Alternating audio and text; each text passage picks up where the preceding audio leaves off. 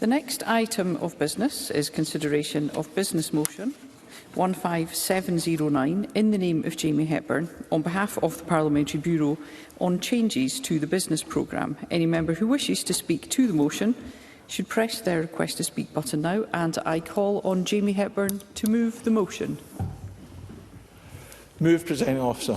Thank you, Minister. No member has asked to speak to the motion. Therefore, the question is that motion 15709 be agreed. Are we all agreed? The motion is therefore agreed. The next item of business is topical questions, and I call Tess White. Thank you, Presiding Officer. To ask the Scottish Government what assessment it has made of capacity in the NHS in light of the critical incident declared by NHS Grampian on the 28th of November 2024. Cabinet Secretary Neil Gray. Thank you, Presiding Officer. Capacity continues to be challenged across NHS Scotland going into winter, as illustrated by the recent critical incident. Supported by NHS and social care partners, NHS Grampian came through that incident as a joined-up system, keeping patient safety paramount, and I'd like to thank all staff colleagues for their work in doing so.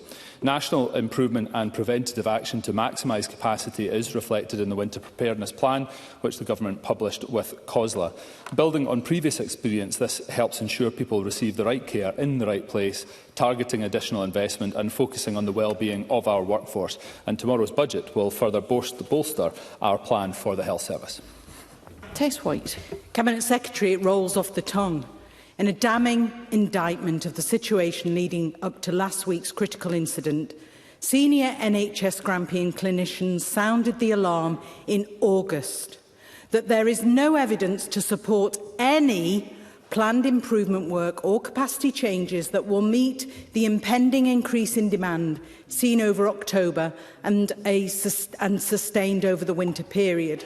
The winter crisis has hit health boards, and it's abundantly clear the Health Secretary's winter preparedness plan isn't worth the paper it's written on. While Audit Scotland has warned today that the SNP government has no clear plan for wider NHS reform, lives are at risk. What is the Scottish Government doing now with health boards across Scotland to stave off the looming Christmas chaos in the NHS and protect patients and staff from serious harm? Cabinet Secretary. Thank you, Presiding Officer. I thank Tess White for the question. In terms of the situation in NHS Grampian, we've been working with Grampian for some time, and Tess White has been raising the situation with regards to ambulance stacking at Aberdeen Royal Infirmary.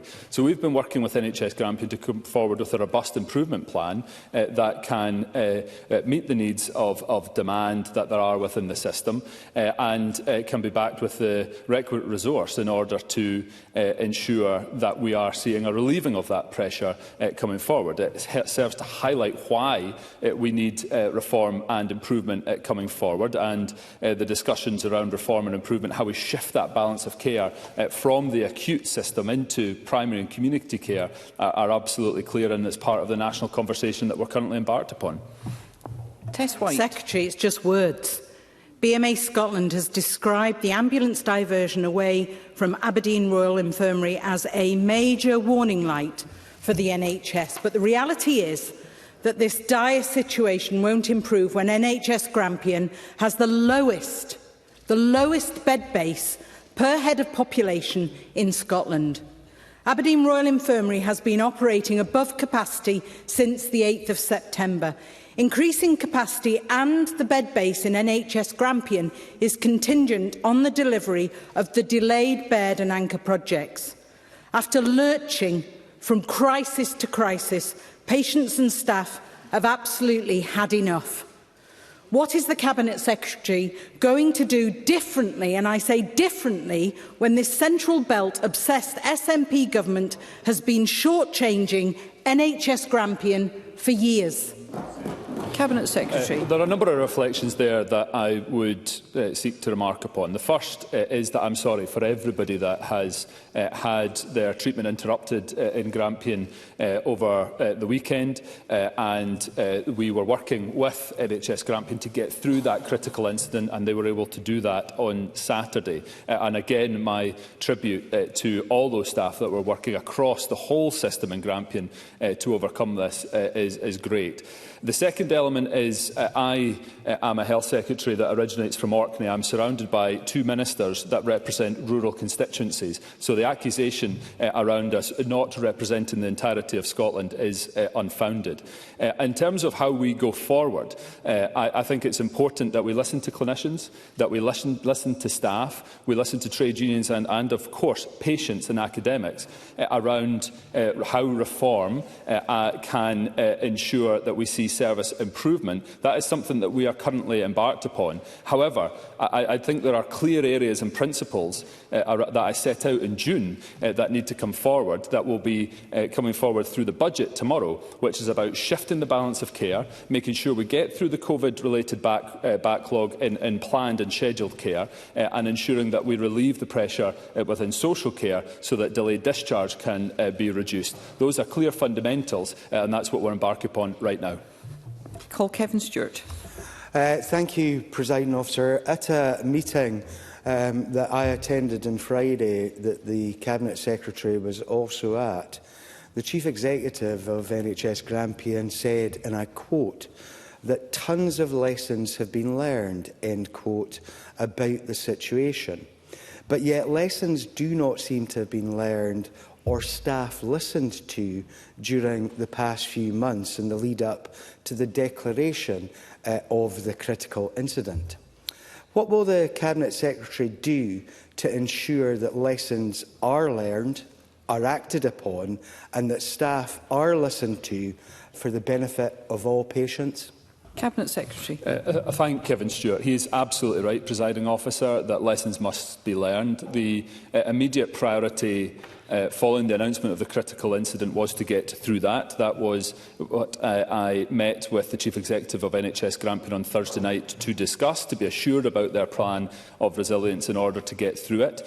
I asked that MSPs and MPs were given a briefing on Friday at lunchtime to discuss how that was going to be taken forward, and I'm very grateful to Kevin Stewart and other colleagues from the North East for participating in that. And he is absolutely right. Lessons must be learned. And after the process of coming through the weekend, it's now time for an intensive focus on a plan being developed that is robust, that ensures that there is capacity brought into the system. Tess White referenced the Baird and Anchor. That is a set of projects that can make a difference in terms of flexibility in the bed base within Grampian. And myself, my officials have been liaising daily with NHS Grampian to clear this incident. It will now be reverting our time to joint and urgent focus on a sustainable plan. This will mobilise all the learning and available resources, including listening to clinical and staff improvement support from Grampian, but also from the Centre for Sustainable Delivery, who visited the board on Monday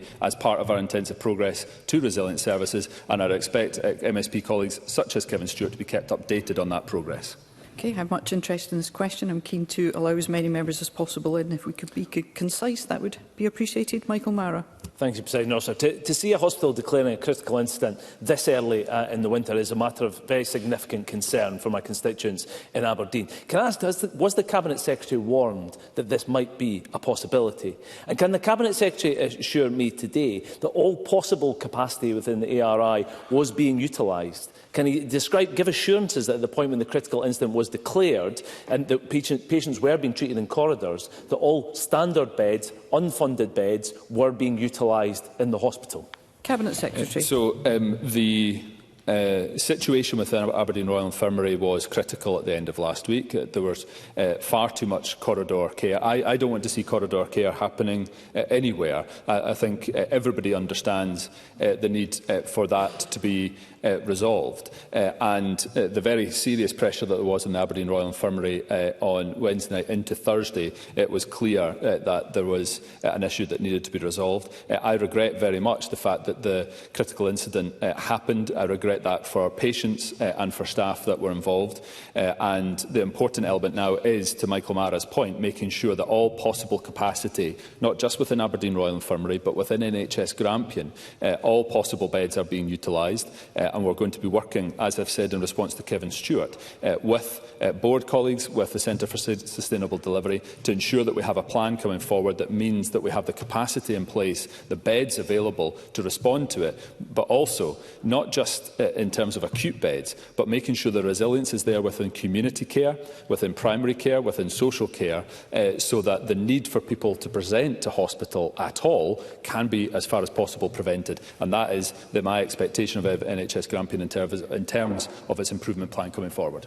Douglas Lumsden. Thank you, Presiding Officer. Can I ask the Cabinet Secretary if he has confidence in the board of NHS Grampian?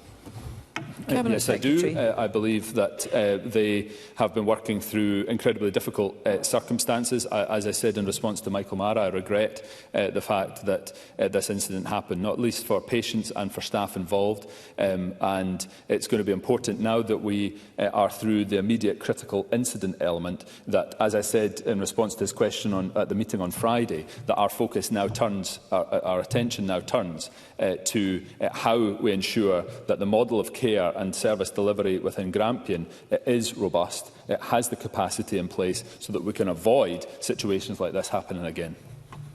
Maggie Chapman. Thank you. I want to put on record my thanks to all those who worked so hard to deal with the critical incident at ARI last week. Cabinet Secretary, we know that medical and surgical procedures will need to be rescheduled as a consequence, which will put further strain on a system that already has no spare capacity. What assurances can he provide those patients who have already had procedures delayed, and what assurances can he provide others who fear that they will also face delays if such a thing happens again in the coming winter months? Cabinet Secretary. So obviously not all scheduled care appointments were cancelled at ARI. There was prioritisation given to many specialties, including cancer specialties, on Thursday and Friday. However, I recognise the point that Maggie Chapman raises, and I want to further underline the thanks that I've given a number of answers to the staff that have performed above and beyond in order to get this critical incident overcome. And now the work that will be done in order to respond to the rescheduling of appointments. I fully expect NHS Grampian to reschedule those appointments to make sure that they are responsive to care needs, and that will be done on a clinical decision-making basis, as she would expect. I'm also very grateful to those boards, Scottish Ambulance Service and other neighbouring regional boards, for the work that the support that they provided in overcoming this initial incident and the work that continues to be done in supporting NHS Grampian. Douglas Ross. Thank you, Presiding Officer. The critical incident was declared at Aberdeen Royal Infirmary. That has a huge impact for patients in Murray because so many attending Dr Gray's in Elgin are transferred through to ARI, travelling, of course, along the E96. What is the Cabinet Secretary doing and what does he expect from NHS Grampian Board to see more services and specialisms delivered in Elgin at Dr Gray's to save Murray patients having to travel and to take some pressure off of ARI? Cabinet Secretary. Thank you. I first of all recognise the impact that this has on Dr Gray's and Mr Ross's constituents in Murray. I also recognise the distance that has to be travelled for people to access services between the two hospitals, between Dr Gray's and ARI, and indeed some of those that were diverted from ARI to Nine Wells or to Raigmore.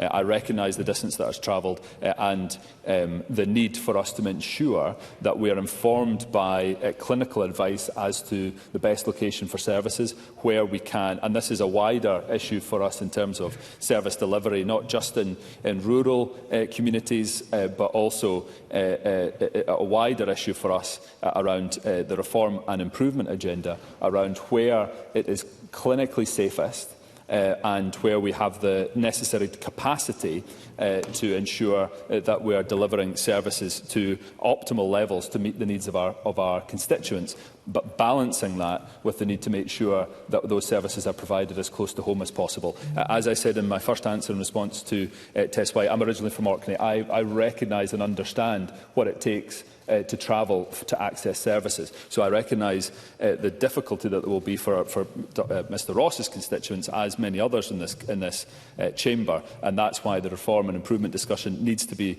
informed not just by clinicians but also by patients to make sure we get it right for them.